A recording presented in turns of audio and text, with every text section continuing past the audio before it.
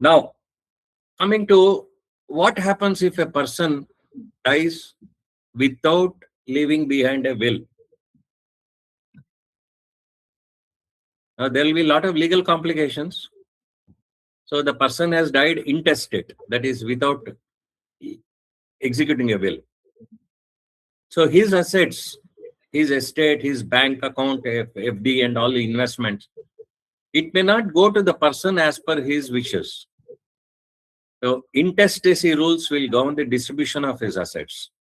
And the spouse and children have specific inheritance rights under these rules.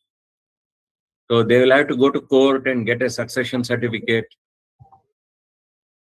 So they will face a lot of difficulty in transferring the property in their names, especially where there is immovable property. They'll have to obtain a succession certificate from the court, and it takes up to 6 months. And it's a very costly and lengthy legal procedure. And in some states of India, the authorities, they insist on a registered will to transfer the property to the legal heirs.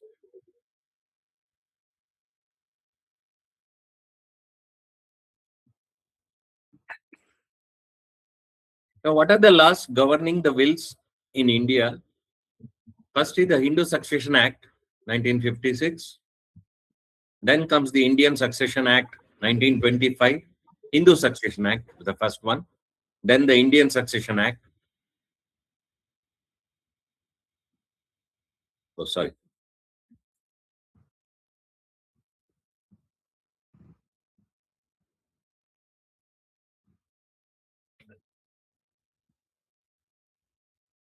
And then the Indian Registration Act and the Indian Stamp Act, depending upon the states.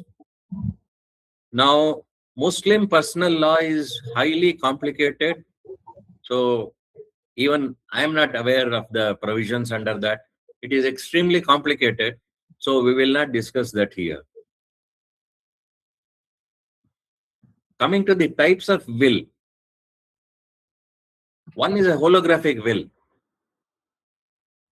It is a handwritten will, and it can be in any language. You can just write on a paper that this is my will, last will and testament, and give the details of the will, sign it, and complete the formalities. Then a simple will, it will simply distribute the testator's property among the legal heirs. Then testamentary trust will, through this person will set up one or more trust for distributing part or all of the estate. This is very prevalent in the Western countries, especially USA, where the rich families, they make a trust to handle all the estate. So, because one of the reasons is they found that the person, he gets married, then divorced. Look at Bill Gates, how much alimony he paid, separation settlement, billions of dollars. So when they set up this trust, in future, if there is a divorce issue, that wife, she cannot grab most of the property. So they set up this testamentary trust will, and then a joint will. Husband and wife, they're having some property.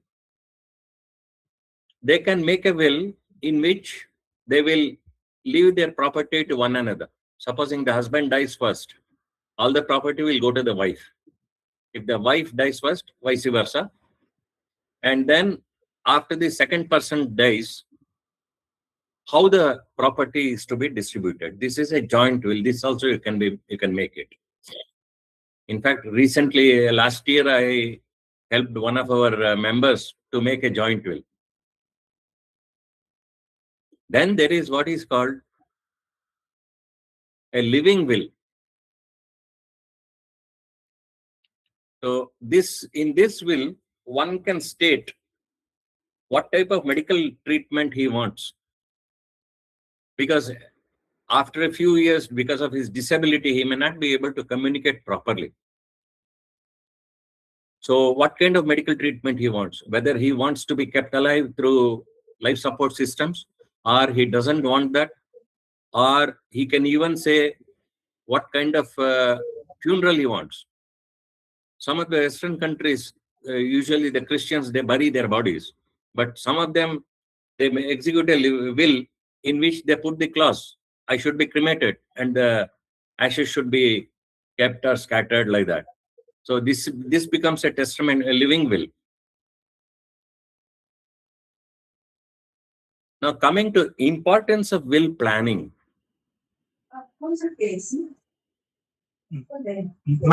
Mic off photo video off हम कल will सुना था, बड़ा बढ़िया चीज भाई.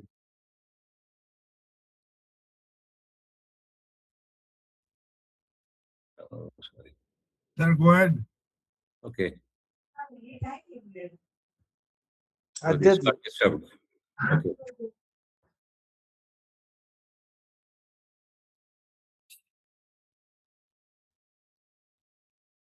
You may continue, sir. Okay. No.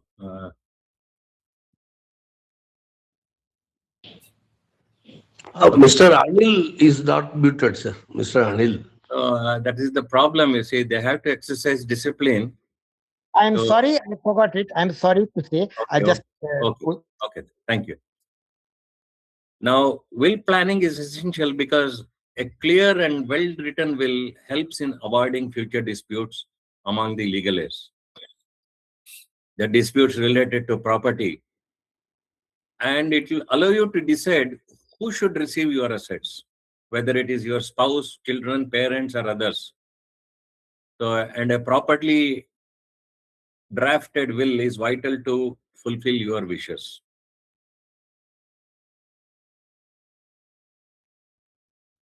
Okay. Now, you can execute separate wills for movable and immovable property.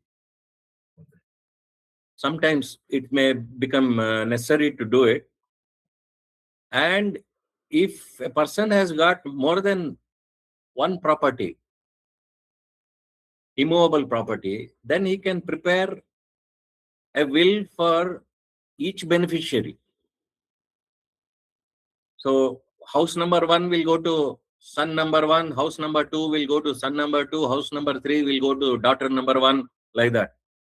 So what happens is, those beneficiary, the legal heir, will get the original of the will.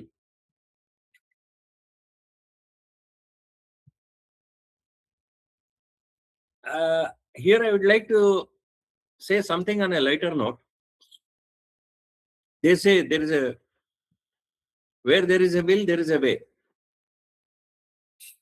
Now, it also can be said in a different way. Where there is a will which is not done in the proper way, there is a lawsuit. So there is no prescribed format for a will, but a valid will in India will have to fulfill certain requirements. The person executing the will should be at least 18 years of age. He should be an adult. Minors cannot execute a will. He has to state in the will that he is executing the will out of free will, consent, and sound mental health state of condition, and understanding the nature of the will, his relations, his property, and his beneficiaries. So these are very essential items in a valid will. And then, if the testator or the testatrix who is executing the will, he is very old or physically infirm, it would be advisable to obtain a certificate from a psychiatrist or a neurologist certifying that this person executing the will is in a sound mental state of condition, and attach that certificate to the will to avoid litigation. Because many instances are there where a person has executed a will maybe under coercion, or he was not mentally capable of understanding the things. And then the legal heirs have gone to court, challenged the will, saying that either he executed the will under coercion of somebody, or his mental condition was such that he was not fit enough to execute a will. So to avoid this, you can have a certificate from a psychiatrist or a neurologist stating that the person is in a proper mental state, sound mental state. So this is what I was telling about. Where there is a will, there is a way.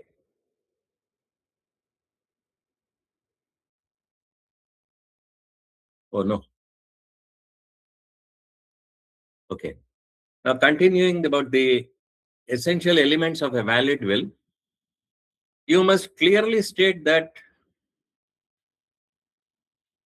the documents of your will, and you have to give your identity in the will.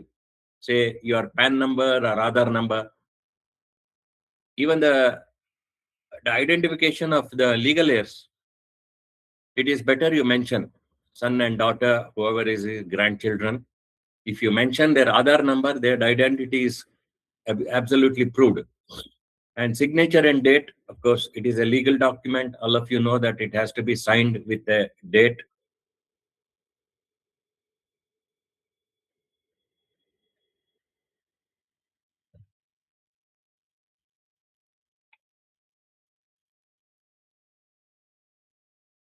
Okay. And then the will should be attested by at least 2 witnesses. A beneficiary under the will cannot be a witness to it. And it is highly advisable to choose a witness who is much younger than the testator. The reason is, when the will is contested in the court, Mr. Manoj Kumar Das, will you please mute your mic? Mr. M.K. Das, Manoj Kumar Das, please mute your Yes. microphone. Yes, Guru. So,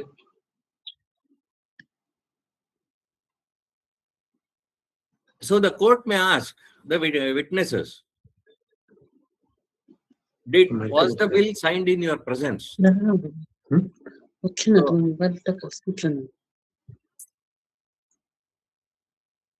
Sir, can you mute everybody from there? Yeah, I can do it. Please, sir, do it. Please do it. I'll have to come out of the presentation for that. Okay, I'll request the cooperation of everyone to mute their phone, mobile. So, the court may ask the witnesses to testify whether the will was actually signed by the testator in their presence when the will is challenged.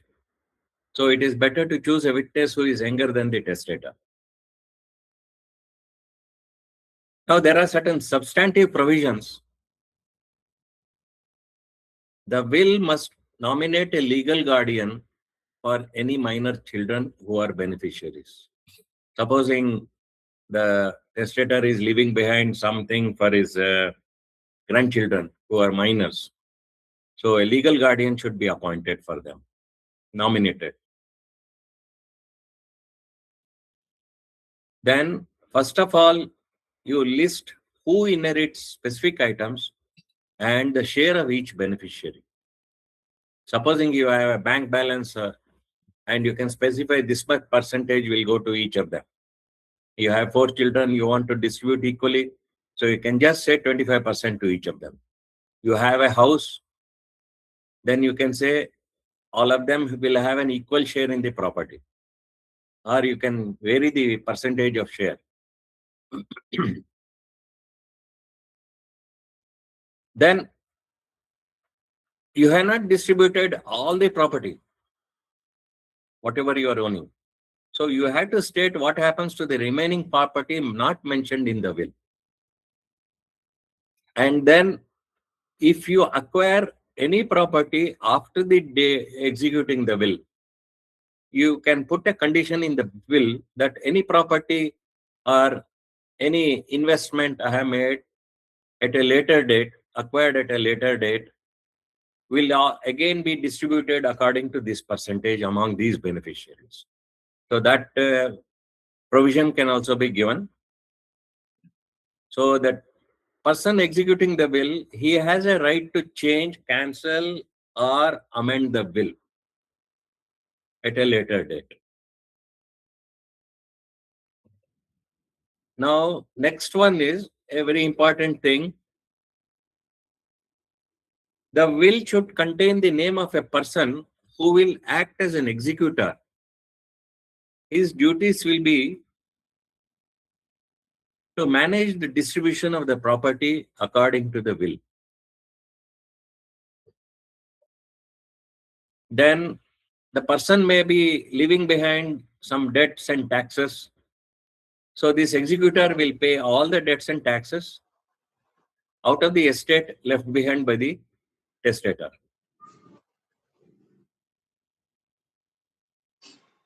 Who is to be appointed as an executor?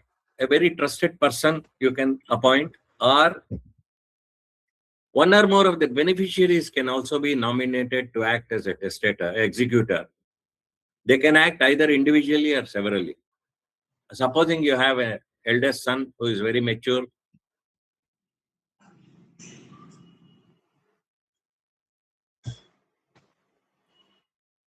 on whom you have got a lot of faith, you can appoint him, or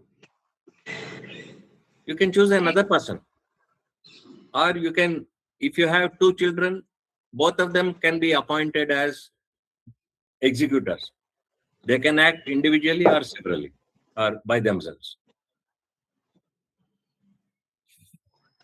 Naturally, the will comes into effect and operation only after the testator's death.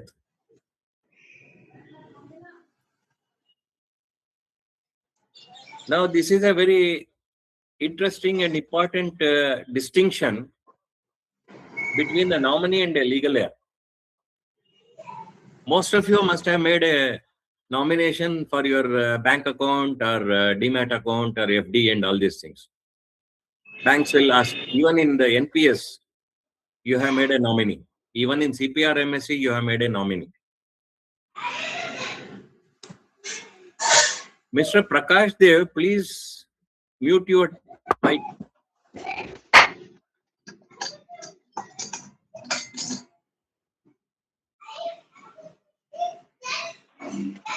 Mr. Prakash Dev, don't force Yes, me sir. to remove Okay, you sir. from the meeting. Unless you mute your microphone, I will remove you.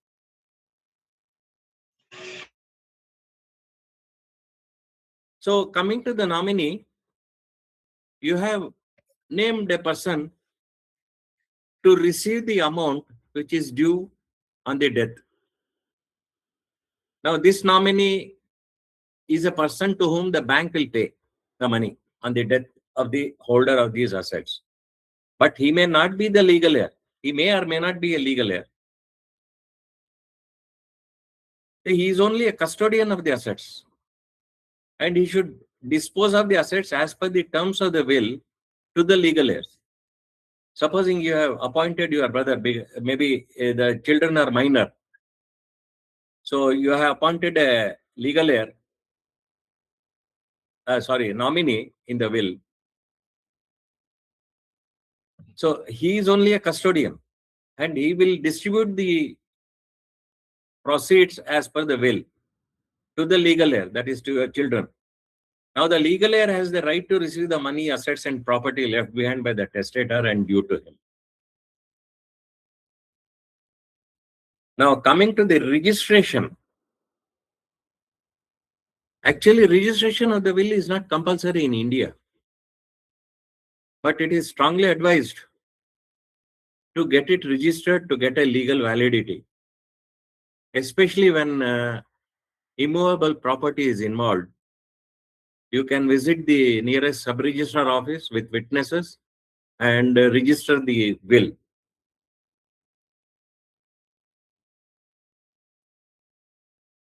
Now, some of the authorities they insist on having a registered will to transfer the property, especially immovable property.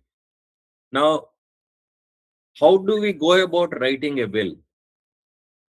First of all, list out all your assets, property, investment, vehicle, jewelry, savings, fixed deposits, everything. And then list out the liabilities. There may be tax liabilities, loans, credit card, outstanding. But in the will, you need not mention the values. You have an idea what are the assets and what are my liabilities before preparing the will. Now decide the distribution of these assets. Write down who will get what, who will get the benefit from your will. And if you want to gift away certain things, you can do that. And what will happen to the distribution of the remaining assets? You decide that first. Coming to ancestral property, there are certain restrictions on bequeathing ancestral property held as co-parceners. This is a legal term. Co-parcener means if there is a joint family and there are, say, 3 or 4 brothers and they have ancestral property. So all the 4 have a right on that property and they are called co-parceners. So till such time as a partition of the HUF is not done, so you cannot will this property. Once it is decided what is the percentage share of each co-parcener, then only you can bequeath that share to your heirs in a will. So this has to be, his share should be clearly defined in the partition document. Now, once the property has been, if the property is held by the co-parceners and each one's share is clearly defined, then he can distribute that in his will. And if the property has been partitioned, you can do the distribution without any restriction.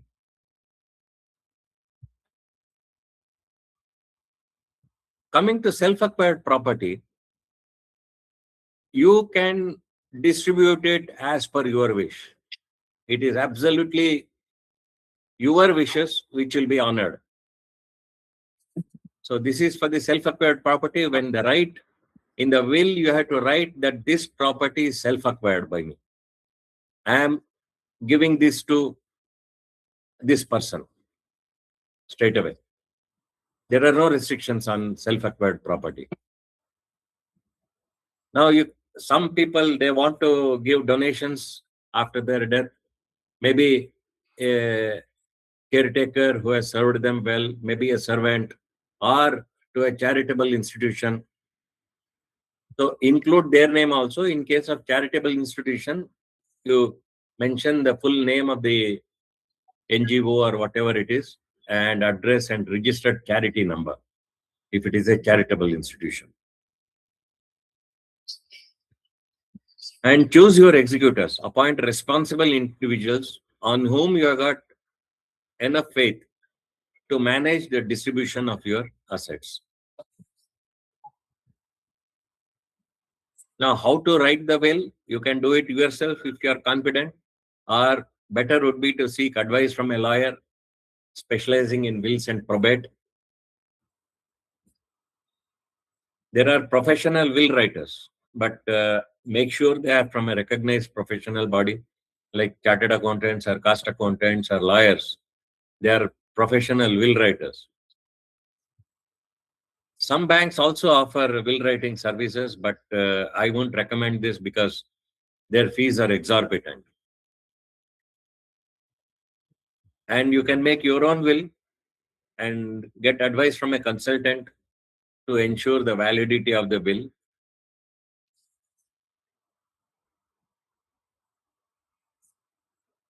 and sign your will in the presence of at least 2 witnesses.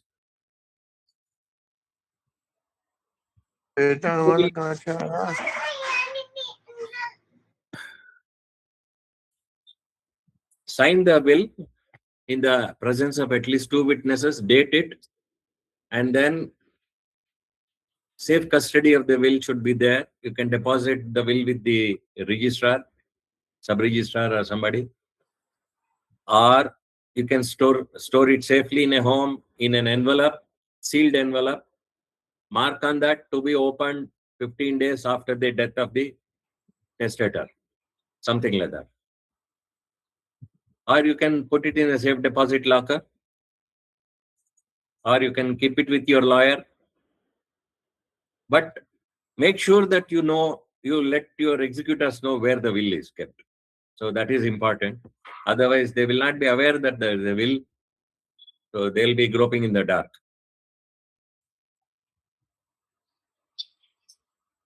So once you have executed your will, a certain time has passed, 3 years, 5 years, or 8 years. You can review your will every 3 years, 3 to 5 years after major life changes. What are the major life changes? So I will come to that. And if you want to make minor amendments, you can add what is called a codicil. The simple 1 page or 2 pages you can add to that will. Again, that has to be registered. And if there are major changes, you have to make a new will. Now, coming to impact of marriage and divorce or death of a partner. Marriage or remarriage cancels a previous will. Divorce does not automatically invalidate a will, but it excludes the ex-spouse from benefiting. So it's a major change in your life. So make a new will after marriage, separation, or divorce. I think we come to the end of the presentation. Thank you all. Prepare a will with love so that your children will appreciate it.